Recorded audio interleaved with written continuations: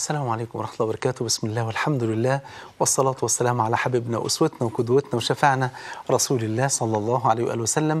أما بعد، فمرحبا بإخواني وأخواتي وأهلي وأحبابي، مرحبا بكم مرة أخرى مع آية وحكاية. وأسأل الله جل وعلا الذي جمعنا في الدنيا على طاعته أن يجمعنا في الآخرة مع سيد الدعاة وإمام النبيين في جنته ودار مقامته، إنه ولي ذلك والقادر عليه. أحبتي في الله، ما زلنا مع آية وحكاية، ولقائنا النهاردة مع سورة الليل والآيات من 5 ل 21. قال جل وعلا: فأما من أعطى واتقى وصدق بالحسنى فسنيسره لليسرى، وأما من بخل واستغنى وكذب بالحسنى فسنيسره للعسرى، وما يغني عنه ماله إذا تردى، إن علينا للهدى وإن لنا للآخرة والأولى، فأنذرتكم نارا تلظى لا يصلاها إلا الأشقى الذي كذب وتولى، وسيجنبها الأتقى الذي يؤتي ماله يتزكى، وما لأحد عنده من نعمة تجزى إلا ابتغاء وجه ربه الأعلى ولسوف يرضى. نزلت الآيات الأخيرة ديت في أبي بكر الصديق كما قال عبد الله ابن الزبير رضي الله عنهم جميعا. أبو بكر الصديق في عز ما كان الصحابة بيعذبوا في رمضاء مكة، فمر على بلال فوجده يعذب، وكان سيدنا بلال كان من الناس المعدودين على الأصابع الذي لم يأخذ الرخصة. يعني إيه؟ يعني أخذ بالعزيمة ولم يأخذ بالرخصة. الرخصة إن المولى عز وجل أنزل في تلك الآونة: إلا من أكره وقلبه مطمئن بالإيمان. يعني أنت لو كنت بتعذب وحصل إكراه ليك إن أنت تقول كلمة الكفر من وراء قلبك، ما دمت هتقولها من وراء قلبك وقلبك مطمئن بالإيمان، فدي رخصة ليك إنك تقولها علشان تنجو من عذاب المشركين. عمار بن ياسر أخذ بالرخصة، وبعض الصحابة أخذوا بالرخصة، لكن سيدنا بلال أخذ بالعزيمة. فكانوا يعذبونه، فيقول يعني أمية بن خلف الذي كان يعذب سيدنا بلال كان يقول له: اللات والعزى إلهان من دون الله. فكان بلال يقول: أحد أحد. فيمر عليه أبو بكر ويقول: ينجيك الله الواحد الأحد. فيذهب أبو بكر، ومش مجرد بس كلمات زي ما النهارده احنا احساسنا وشعورنا بآلام اخواننا في سوريا، اسال الله عز وجل ان يحقن دمائهم وان يفرج كربهم يا رب العالمين. مش مجرد فقط ان انا عينيا تدمع لرؤيه الدماء التي تسيل ولا الاطفال اللي بيقتلوا، او ان انا فقط يعني اتمتم كده اقول لا حول ولا قوه الا بالله، انا لله وانا اليه راجعون. لابد من يعني اشياء نفعلها علشان نبرئ ذمتنا امام الله سبحانه وتعالى، لاننا سنسال عن تلك المأساة الانسانيه التي تجري على ارض اخواننا واهلنا في سوريا. أبو بكر حول المسألة لواقع عملي، مش مجرد فقط بس كلمة، مش قال له بس ينجيك الله الواحد الأحد وسكت، وإنما ذهب وصف التجارات وجمع الأموال واشترى العبيد والأرقاء وأعتقهم لوجه الله سبحانه وتعالى. فقال المنافقون: والله ما أعتق أبو بكر بلالا إلا ليد كانت لبلال عنده. يعني هو بلال أكيد قدم له معروف قبل كده، فهو حب يرد له المعروف دوت. فسكت أبو بكر لأنه إنسان مخلص وتعلم الإخلاص على يد النبي صلى الله عليه وسلم. فتولى الحق جل وعلا الرد: وما لأحد عنده من نعمة تجزى إلا ابتغاء وجه ربه الأعلى ولسوف يرضى. تعالوا نتناول الموضوع بشكل بسيط كده، ولكن قبل ما نبدأ حب أنوه لإخواني وأحبابي اللي كانوا باعتين لي رسالة على الموبايل إن في إعلان على الشاشة. أنا طبعا مش شايفه الآن على الشاشة، لكن هو أكيد موجود قدامكم. في إعلان عن شركة سياحة اسمها شركة المحمود للسياحة. طبعا صاحب الشركة الله يسامحه ويهديه متعمد إنه ينزل الإعلان في برنامجي أنا علشان يوهم الناس إن الشركة ديت تبعي. الحمد لله رب العالمين. الشيخ محمود المصري من الناس اللي تعدوهم على صوابعكم في مصر كلها، اللي ما لهمش علاقة لا ببزنس ولا بمشروعات ولا بتجارة ولا ليه علاقة بالمسائل دي خالص. الشركة دي لا ليها علاقة بيا ولا ليها علاقة بيها.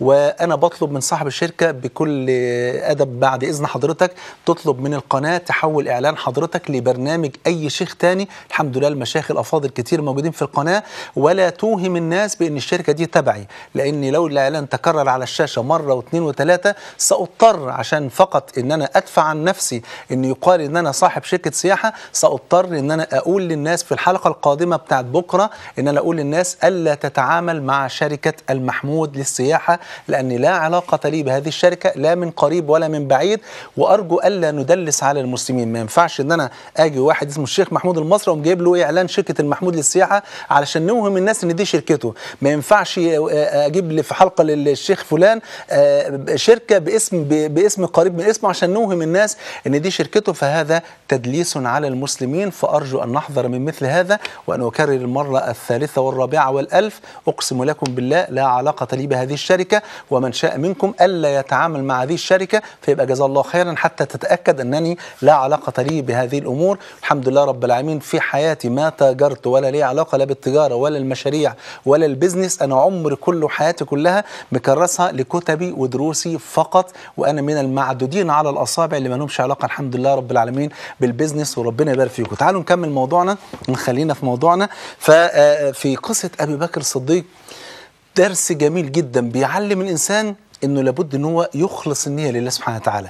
الناس لما قالوا له انت اكيد بلال قدم لك معروف فانت بترد له المعروف دوت، ما ردش عليهم، ما قالهمش لا ده انا بعمل العمل ده خالصا لوجه الله.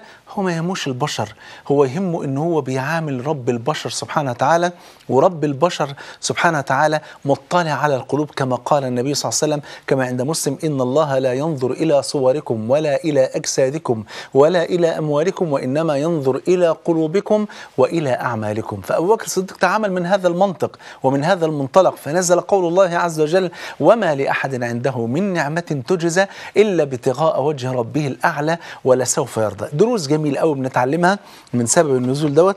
بدايه لابد ان ياخذ الانسان باسباب الهدايه للايات التي قبل ذلك: فاما من اعطى واتقى. لان ناس كثيره بتسال هل انا مسير ام مخير؟ أقول لك أنت مسير مخير، لست مسيرا في كل شيء ولست مخيرا في كل شيء. في أمور أنت مسير فيها وفي أمور أنت مخير فيها.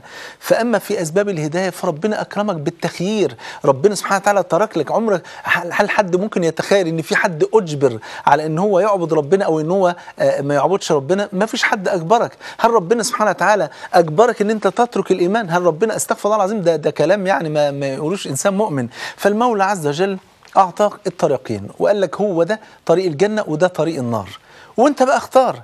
والإنسان له مشيئة، والله عز وجل له مشيئة، ومشيئة العبد تابعة لمشيئة الرب. قال جل وعلا: وما تشاءون إلا أن يشاء الله. خد بالك، يبقى إذن في مشيئة للعبد وفي مشيئة للرب، ومشيئة العبد يقينا تابعة لمشيئة الرب سبحانه وتعالى، لأن الرب رب والعبد عبد. أنت في النهاية عبد لله سبحانه وتعالى. يبقى لابد أن أنت تأخذ بأسباب الهداية. خد بالك، شوف أسباب الهداية عاملة إزاي، اللي هي الأخذ بالأسباب. فأما من أعطى، خد بالك، واتقى وصدق بالحسنى فسنيسره لليسرى، زي قول المولى عز وجل: والذين جاهدوا فينا لنهدينهم سبلنا وإن الله لمع المحسنين. طيب، يبقى لما انت فاما من اعطى واتقى وصدق بالحسنى، شوف على طول النتيجه بفاء التعقيب والسرعه: فسنيسره لليسرى. والتاني بقى اللي خد باسباب الهلاك وبعد عن اسباب الايمان واسباب الطاعه واسباب الفلاح: واما من بخل واستغنى وكذب بالحسنى فسنيسره للعسرى وما يغني عنه ماله اذا تردى ان علينا للهدى. ولذلك المولى عز وجل يقول في الحديث القدسي: من تقرب مني شبرا تقربت منه ذراعا، ومن تقرب مني ذراعا تقربت منه باعا، ومن أتاني يمشي أتيته هرولا. الله، مجرد أن أنت تقرب من ربنا جزء يسير جدا. المولى عز وجل وهو الغني عنا لكنه الودود الذي يتودد إلى عباده وهو الغني عنهم سبحانه وتعالى. يبقى من تقرب مني شبرا، شبر فقط، تقربت منه ذراعا، ومن تقرب مني ذراعا تقربت منه باعا، ومن أتاني يمشي أتيته هرولا. وشوف مين اللي محتاج لمين، أنت اللي محتاج لربنا، لكن ربنا سبحانه وتعالى شوف بيتقرب إليك أكتر ما أنت تتقرب إليه، لأن ربنا قال: ما يفعل الله بعذابكم إن شكرتم وآمنتم وكان الله شاكرا عليما. قال جل وعلا: والله يريد أن يتوب عليكم ويريد الذين يتبعون الشهوات أن تميلوا ميلا عظيما. توبة الإنسان محفوفة بتوبتين من عند المولى عز وجل. قال جل وعلا عن الثلاثة الذين خلفوا كان غزوة تبوك، قال: ثم تاب عليهم ليتوبوا. فربنا بيرزقك نعمة التوبة أو يعطيك إلهام التوبة إن أنت تتوب، فدي أول حاجة. فأنت لما تتوب، خد خد بالك، فربنا يقبل توبتك. يبقى 3 أطراف، ربنا يلهمك بالتوبة فأنت تتوب فربنا يتقبل توبتك. هو ده معنى الآية ثم تاب عليهم ليتوبوا. دايما لازم تكون سباق، ان انت يعني شوف يعني ما تسمعش عن اي انسان بيفعل اي طاعة الا تتمنى ان انت تكون افضل منه في الطاعة. اللي هي ايه؟ اللي هي التنافس في امور الدين وليست في امور الدنيا. من نافسك في دينك فنافسه، ومن نافسك في دنياك فالقها في نحري. وده قول الحسن رضي الله عنه وارضاه. دايما تكون سباق، يكون عندك همة عالية. كان في واحد اسمه عفيف الكندي. عفيف الكندي كان رجل تاجر. في يوم من الأيام، كان الكلام ده لسه في بداية البعثة، كان لسه يعني النبي بعث بقاله 2-3 مثلا. فعفيف الكندي ده كان رجل تاجر، فنزل مكة ومعاه بضايع، وكان نازل علشان يعني يبيع حاجات ويشتري حاجات من مكة. فنزل فقابل العباس اللي هو عم النبي صلى الله عليه وآله وسلم. وبعدين وهو قاعد معاه وبيقول، وقاعد وبنظر إلى الكعبة، فوجدت رجلا خرج من خباء فقام فصلى. هو ما كانش عارف ان دي صلاة لحد ما سأله قالوا له دي صلاة. بيقولوا شويتين لقيت امرأة خرجت وراحت مصلية معاه هي كمان. وشويتين لقيت غلام صغير طلع هو كمان وراح مصلي معاهم. فبيقول العباس من هؤلاء؟ فقال أما الأول فهو محمد بن عبد الله ابن أخي، لأن العباس عم النبي عليه السلام. فبيقول له ده ابن أخي، يقول أن الله عز وجل أرسله وجعله خاتم الأنبياء. قال ومن هذه؟ قال هذه خديجة زوجته تصلي مع زوجها. قال ومن هذا الغلام؟ قال علي بن أبي طالب. وما أعلم مسلما على وجه الأرض إلا هؤلاء الثلاثة. ده قول إيه؟ العباس بن عبد المطلب بيقول له ما أعرفش حد آمن بهذا الدين إلا الثلاثة دول بس، النبي صلى الله عليه وسلم من خديجة وعلي بن أبي طالب. فعفيف الكندي مشي والموضوع يعني ما شغلوش وكده، لكن بعد فترة طويلة شوية أسلم. فلما أسلم تذكر الموقف الأولاني لما كان شايف النبي عليه السلام ومع أمنا خديجة ومع علي بن أبي طالب وهم الثلاثة فقط المسلمين. فقال إيه؟ قال يا ليتني أسلمت في ذلك اليوم حتى أكون ربع الدين، يعني أكون أنا رابع واحد في الإسلام بعد النبي صلى الله عليه وسلم وأمنا خديجة وبعد علي ابن أبي طالب رضي الله عنه وارضاه. الحاجة الثانية والدرس الثاني، إن مفيش حاجة في الدنيا يا جماعة بعد التوحيد وأداء الفرائض وبر الوالدين، مفيش حاجة أفضل من قضاء حوائج الناس. يا سلام لما إنسان يفرش كروبات الناس، خصوصا في الأيام الجميلة اللي احنا عايشينها ديت. النبي صلى الله عليه وسلم يقول كما عند مسلم: من نفس عن مؤمن كربة من كرب الدنيا نفس الله عنه كربة من كرب يوم القيامة. ومن ستر مسلما ستره الله في الدنيا والآخرة، ومن يسر على معسر يسر الله عليه في الدنيا والآخرة، والله في عون العبد ما كان العبد في عون أخيه. يا سلام، شوف لما أنت تكون في عون عبد، مش بقى وزير هيكون في عونك، مش أنا بعمل خدمة لفلان عشان رئيس جمهورية هيكرمني، لا، ده لله المثل الأعلى وله يعني ولله المثل الأعلى ليس كمثله شيء وهو السميع البصير. ده المولى عز وجل فاطر السماوات والأرض بيقول لك أنا هكون في عونك، أنت بس أعن عبدي أو أعن عبدا من عبادي وأنا بذاتي سأكون في عونك. والله في عون العبد ما كان العبد في عون أخيه. يا سلام. الحديث الثاني الذي رواه الطبراني في الكبير بإسناد حسن أن النبي صلى الله عليه وسلم قال: أحب العمل إلى الله سرور، وجابها بصيغة النكرة من أجل يعني إن يقول لك أي حاجة اعملها، أي حاجة يا أخي اديله لقمة. ده امرأة دخلت الجنة بسقيا كلب، شوف في أكتر من كده يا أخي. ده ممكن لقمة كده، ده ممكن مسحة على رأس يتيم تخش بها الجنة. يعني لا تحقرن من المعروف شيئا ولو أن تلقى أخاك بوجه طلق. يبقى أحب العمل إلى الله سرور. ما قالكش أكل، مش لازم يكون أكل على فكرة، ممكن يكون واحد معاه فلوس لكنه مكتئب وتعبان وعنده ظروف، او حد مات له او حصل له اي حاجه، لما تواسيه، لما تقعد معاه، لما تجبر بخاطره، لما تقول له كلمتين حلوين، لما تطبطب عليه، لما تاخده في حضنك، انت فرجت كربه، فده عمل طيب. احب العمل الى الله سرور تدخله على مسلم، أو تكشف عنه كربة، أو تسد له جوعا، أو تقضي عنه دينا، ولأن أمشي مع أخي في حاجتي أحب إلي من أن أعتكف في مسجدي، يعني في مسجد النبي عليه السلام شهرا كاملا. ومن مشى مع أخيه في حاجتي حتى يثبتها له أثبت الله قدميه يوم تزل الأقدام، وإن سوء الخلق ليفسد العمل كما يفسد الخل العسل. الله أكبر. يبقى إذن الإنسان واجب عليه إنه يحرص دائما على نفع المسلمين من حوله، يعني بأي طريقة أيا كانت. خيركم من تعلم القرآن وعلمه. الإنسان يحاول يدخل السعادة على الناس. تبسمك في وجه أخيك المسلم صدقة، إفراغك في دلو أخيك صدقة. يعني كل ما تفعله، أي حاجة، البسمة، المعاملة الطيبة، الكلمة الطيبة، إلقاء السلام، كل هذه صدقات بنتقرب بها إلى الله. تعالوا نكمل مع بعض، ولكن بعد فاصل قصير. صلى على حبيبك. نعيش بالقلوب مع كل آية، نعرف المعنى وتهدينا الحكاية. رح نعيش بالقلوب مع كل آية، نعرف المعنى وتهدينا الحكاية. السلام عليكم ورحمة الله وبركاته. بسم الله والحمد لله والصلاة والسلام على حبيبنا رسول الله صلى الله عليه وآله وسلم. رجعنا لكم مرة تانية مع آية وحكاية، وما زلنا مع هذه الآية الكريمة أو تلك الآيات الكريمات في سورة الليل. قلنا يا جماعة إن أحب العمل إلى الله سرور تدخله على مسلم، والنبي صلى الله عليه وسلم يقول كما عند ابن أبي الدنيا في قضاء الحوائج بإسناد حسن، قال صلى الله عليه وسلم: إن لله تعالى، وأرجو تركزوا أوي في الحديث ده عشان تعرف موقعك. يعني في إنسان بيقول أنا بحب ربنا، بس المشكلة مش في إن أنا بحب ربنا ولا لأ. طبعا إشكالية كبيرة جدا إن أنا لازم طبعا أحب ربنا، ده واجب علي، لكن أقصد إيه؟ أقصد إن ليس الشأن أن تحب، ولكن الشأن أن تحب. ما الكل بيقول أنا بحب ربنا، ما أنا ممكن أكون بزعم وأكون أنا إنسان من جوايا مش صادق، لكن الشأن إن ربنا يكون بيحبك. زيك لما ربنا قال رضي الله عنهم ورضوا عنه، ما كانتش المنقبة في إن كلمة رضي الله عنهم بس، لكن كانت المنقبة الكبيرة في رضوا عنها.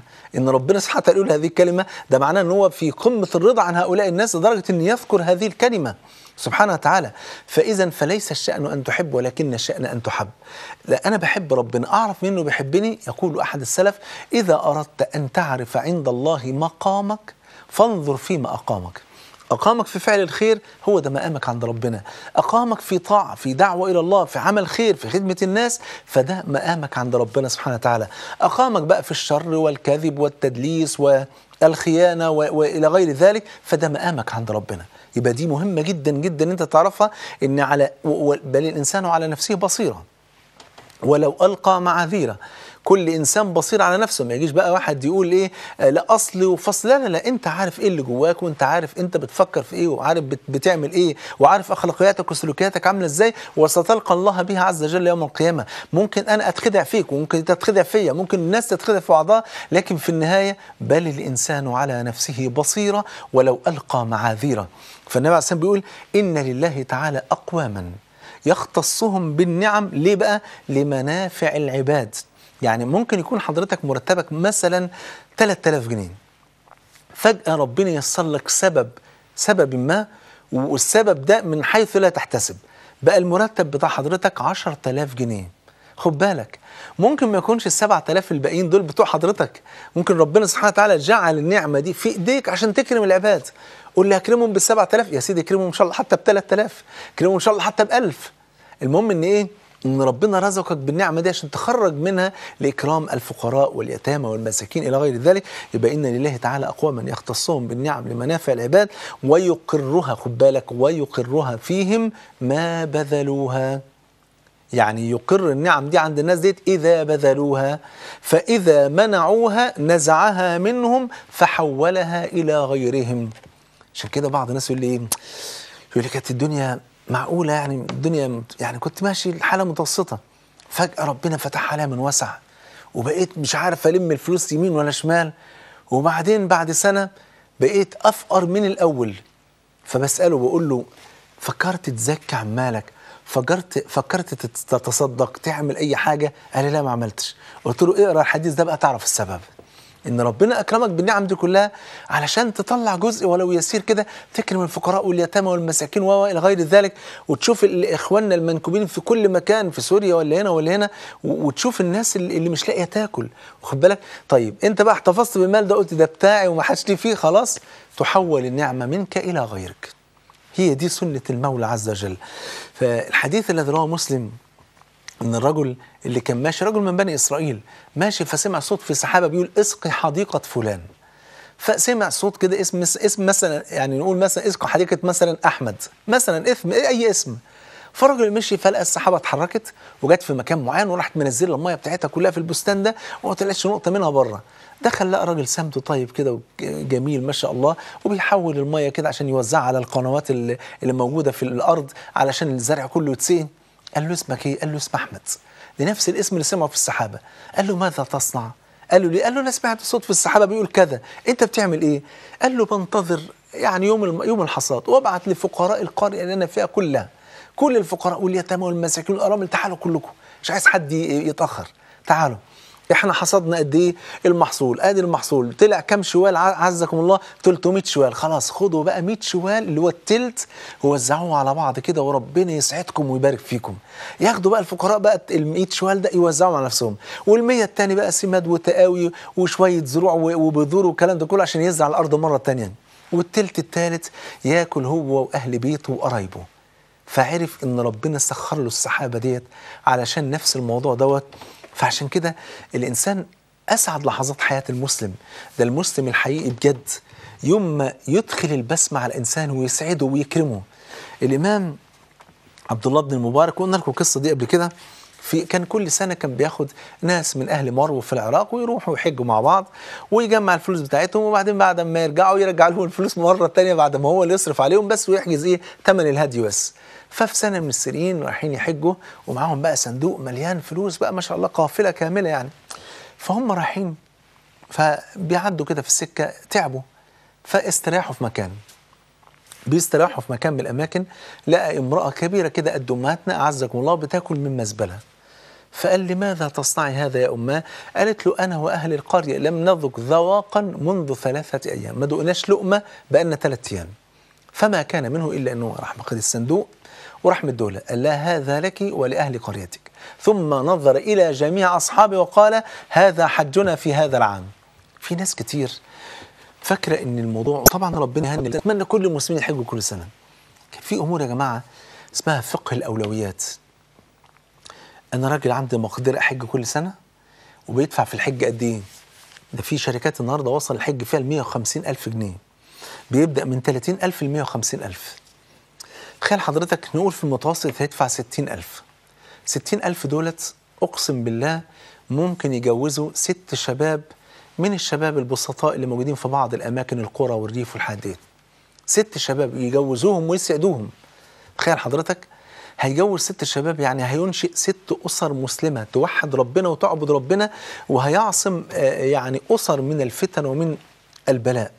تخيل حضرتك في حين ان هو ممكن يكون حج قبل كده مثلا 10-15 مرة.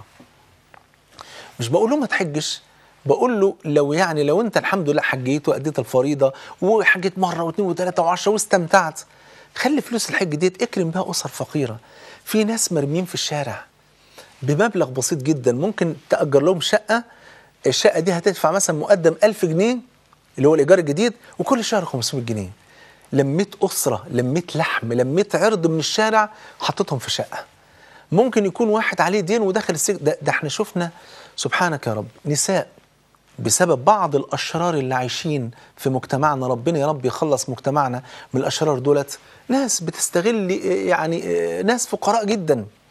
واحد يكون عنده محل كده ادوات يعني ادوات منزليه وحاجات زي كده، دواليب، اوض نوم، بوتاجازات، ثلاجات، مش عارف ايه. واحده ست غلبانه يعني نفسها امنيه عمرها تطبخ على بوتاجاز، خدت منه البوتاجاز بالقسط، مضاها على كمبيالات فاضيه، وراح بعد كده كتب المبالغ اللي هو عايزها وراح دخل السجن. طب ست الفقيره دي تملك ايه؟ يعني ما اتقتش ربنا فيها، ما صعبتش عليك. وجابوا لقاءات كتيرة جدا في التلفزيون مع نساء بالمنظر ده. واحدة اترمت في السجن 3-4 سنين بسبب ان هي محجوزة في ايه، والله العظيم لما تسمعوا تضحكوا، مسجونة في 2000 جنيه او مسجونة في 3000 جنيه. يعني حرام عليك ولا حلال لما تدخل ام وتتحرم من اطفالها وليل ونهار بتبكي واولادها بيموتوا بره علشان 3000 جنيه. تخيل حضرتك لما تروح وتصالح واحد تاجر بالمنظر ده، لا عنده دين ولا عنده اخلاق ولا يعرف ربنا اصلا، وتروح تصالحه وتقول له معلش طب خد ال 3000 جنيه ولو سمحت بقى طلعها من السجن، كفايه خليها تشوف عيالها في ايام مفترجه زي كده. شوف المعنى ده. أنا نفسي والله العظيم نفسي كده رجال أعمال ويروحوا بنفسهم. أرجو ما تدوش فلوس لحد. أنا بقولها لكم للمرة المليون، أنا هو قدامك أهو.